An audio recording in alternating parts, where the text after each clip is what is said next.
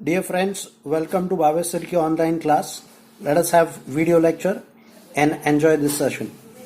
Hello friends, in the topic of factorization, today we are going to see exercise 5C.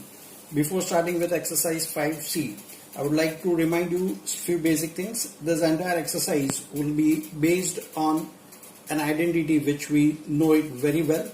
Identity is a square minus b square is equal to a plus b into a minus b. I hope all of you know this identity very well. Now, what are the things to be taken care of in this particular exercise? First thing, as I told you, you need to know this identity perfectly. Second thing, what you need to know is a basic rule of indices, a raised to m into b raised to m. If it is written down a raised to m into b raised to m, then I can write it down as a into b whole raised to m. Now why you need to know this, I will just explain you. Suppose I am having 25x plus y the whole square.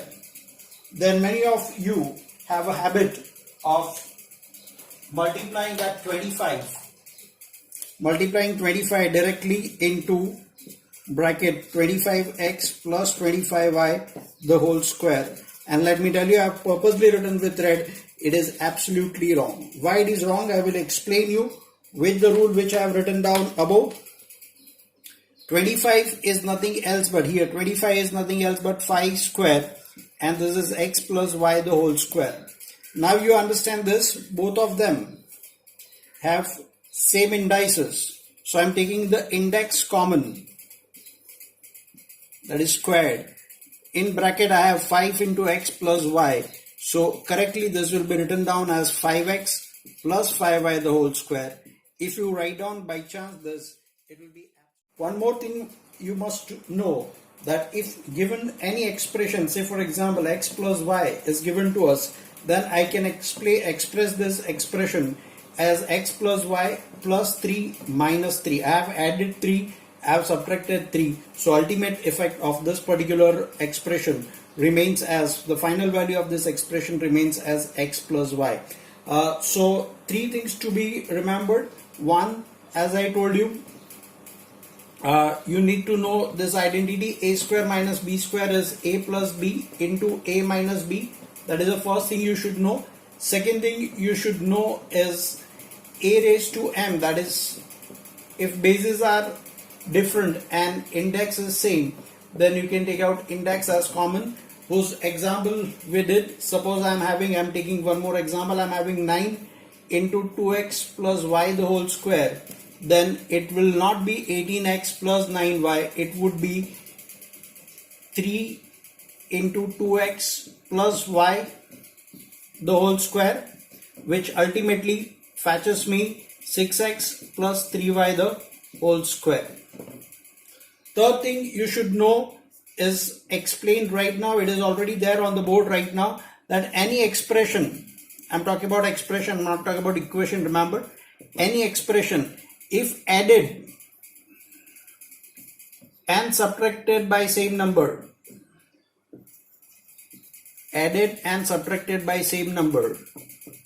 it remains unchanged. These three things you have to know very well before we go into the solving of this particular exercise. Let us see now a few questions from this exercise. I am going to take question number 4. Question reads as 25 into bracket 2a minus b the whole square minus 81b square. Now, we discussed just now that 25 will be read as 5 squared, and this is 2a minus b the whole square, minus this is 9 square, 81 is 9 square, this is b square. And if I observe this carefully and recall the concept which I taught you just a minute back, this will be 10a minus 5b the whole square minus 9b square. Now this you will take it as first number, say x square minus y square, so x plus y, x minus y, which is 10a minus 5b, that is x, plus y, that is 9b. Again, I'll open up a bracket, x, that is the first bracket, minus second bracket. In this case, you can see that there are like terms over here, so I can write down 10a plus 4b, 9b minus 5b is 4b. Over here, I missed out to write down 10a, just wrote 10. So this is nothing else but 10a minus 14b. And if you are sharp enough to observe this carefully, from first bracket I can take out 2 common, which will show me inside bracket as 5a plus 2b. Into another bracket I can take out 2 common, 5a minus 7b. 2 2s are 4.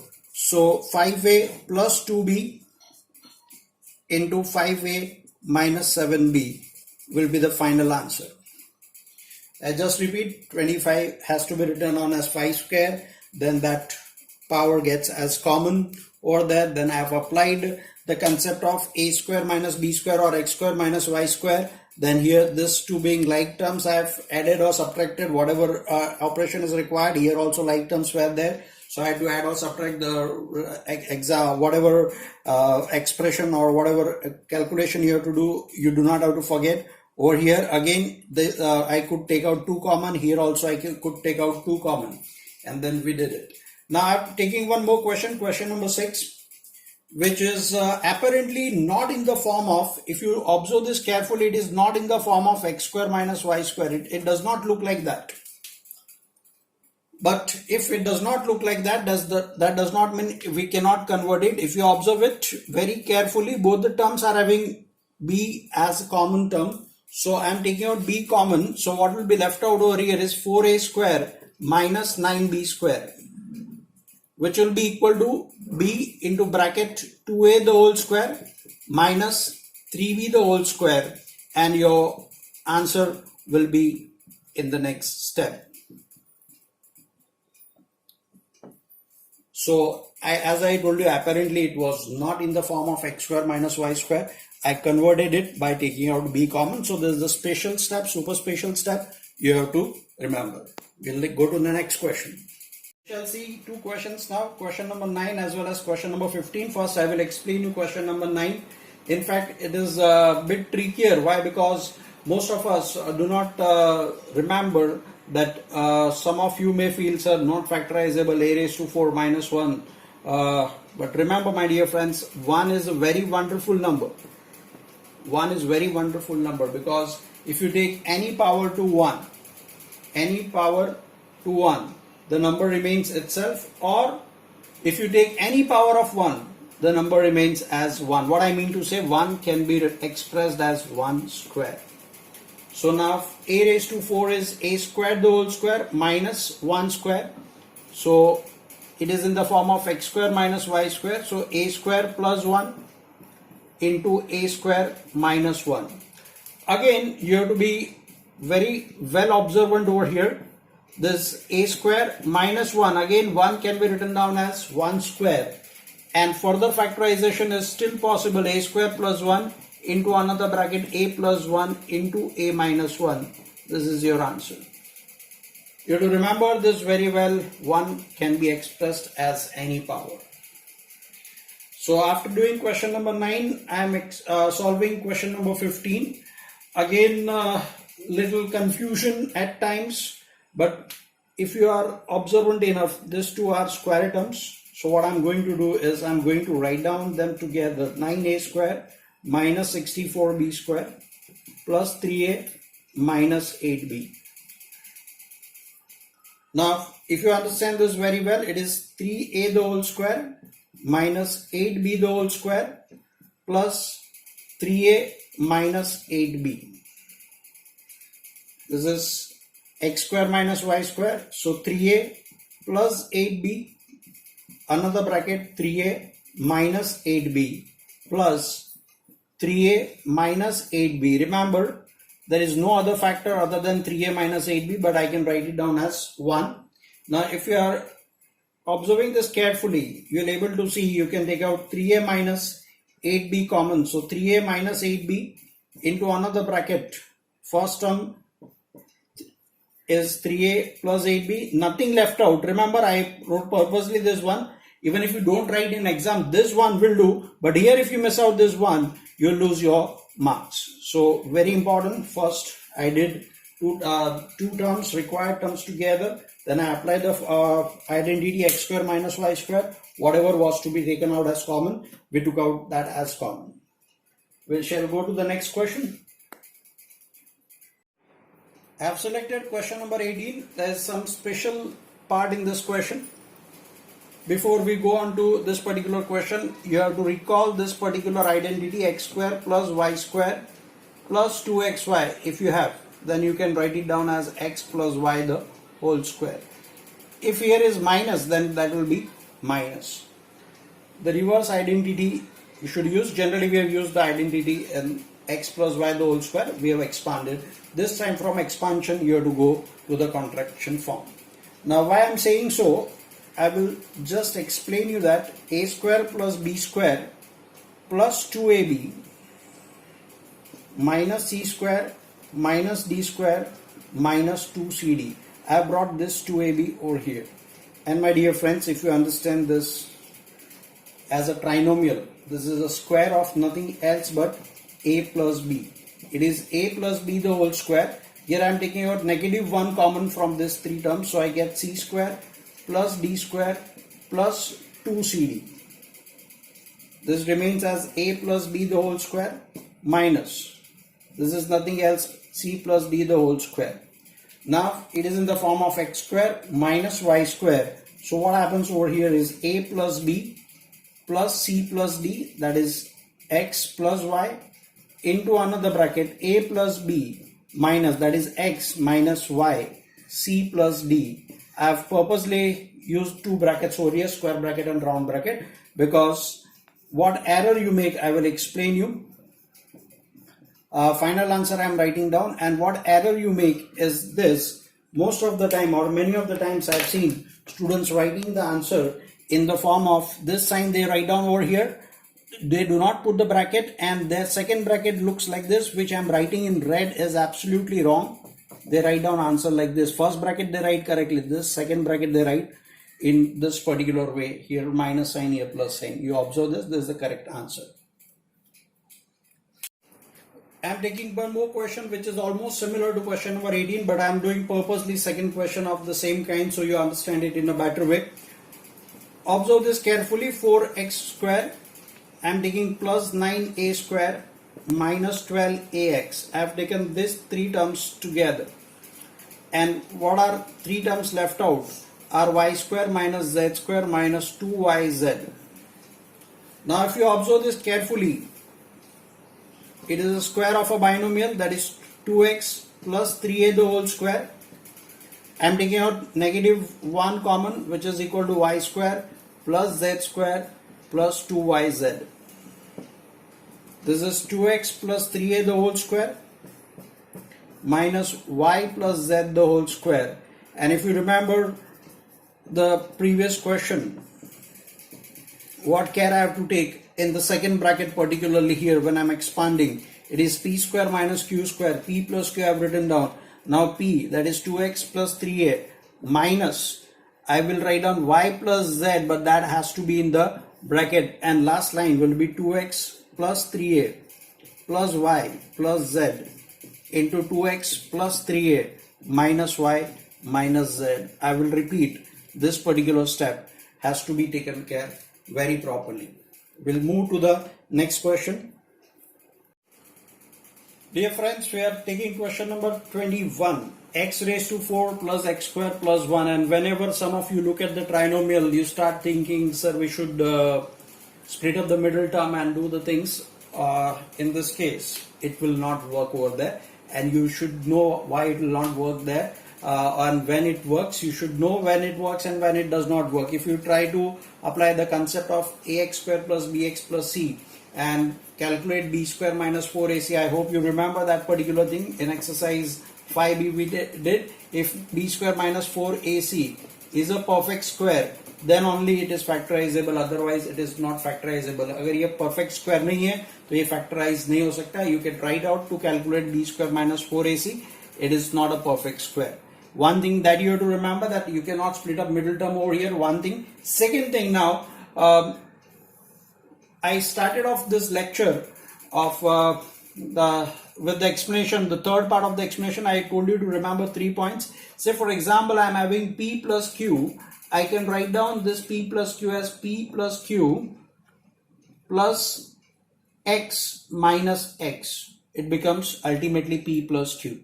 I can add and subtract the same number to the expression. Expression remains unchanged. Now question arises, why I have to do this, and how will you think in exam that something similar kind has to be done or not? Why not to apply that splitting up middle term I explained you? And if splitting of middle term is not possible, then you have to start thinking differently. What I have done in the next step, x raised to 4 as it is, x square as it is, 1 as it is, I have added x square, I have subtracted x square, and if you understand from this part, I have added nothing. Expression remains unchanged, though it may have few terms more. X square plus x square makes 2x square plus 1 minus x square. Now my dear friends, if you observe this very carefully, this is nothing else but x square plus 1 the whole square. This is x square plus 1 the whole square, and this is x square. Now one should understand this is x the whole square. Remember, this x square means x the whole square. That means if I use this identity as p square minus q square or a square minus b square, your a is x square plus 1 and your b is x, not x square, right? So your splitting up will be done this way: x square plus 1, that is a, plus b, that is x. Your a is x square plus 1 minus b, your b value is x. This is your final answer. Two things to be remembered.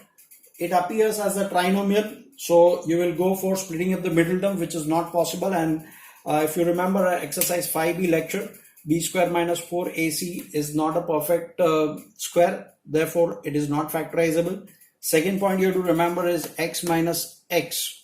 Any expression added and subtracted by the same number, expression remains unchanged. Third thing you have to remember is x square is x the whole square. Yeah, some of you will write down what error I have seen at times, in paper I have seen x square plus 1 plus x square. See, this is x, not x square, and you will get whatever I am writing in red is wrong. First bracket ऐसा आ जाता है आप लोगों का, second bracket में x square plus 1, and I made an error, that was not b, that was x, and you write down here x square, and if you write down this way, it is absolutely wrong. So you have to be very careful in such kind of questions. We are going to see 27th question, which is very different than whatever questions we have done till now. They are given us x square plus 1 upon x square minus 11. Now again it is a trinomial. What I am going to do, you observe this negative 11, I am going to write it down as negative 2 and negative 9. Why did I select these two numbers? Why did not I write any other two numbers other than this? If you observe it carefully and recall, this is nothing else but x minus 1 upon x the whole square. And if you remember, we are doing the exercise based on a square minus b square. So we got 1 square, that is a, instead of a square I am having x minus 1 upon x the whole square, and this 9 I can write it down as 3 squared. Fine, so it is a square minus b square, so your final answer will be x minus 1 upon x plus 3, another bracket x minus 1 upon x minus 3. This is your answer. Question 31st, it says that a square into bracket b plus c bracket close minus b plus c the whole cube. Now again, apparently this is not a type of question, say x square minus y square, it does not appear like that. But if you observe this carefully, b plus c and b plus c can be taken out as common. So what will be left out here is a square minus b plus c the whole square. Now B plus C will remain outside. Here A plus B plus C, and if you remember few minutes back we did, if there is a minus sign before a binomial you have to put it in bracket, and your final answer will be B plus C, A plus B plus C into A minus B minus C. I am just reminding you this particular step. Many of you make an error while solving it. That's all from exercise 5C. We shall see 5D in the next lecture.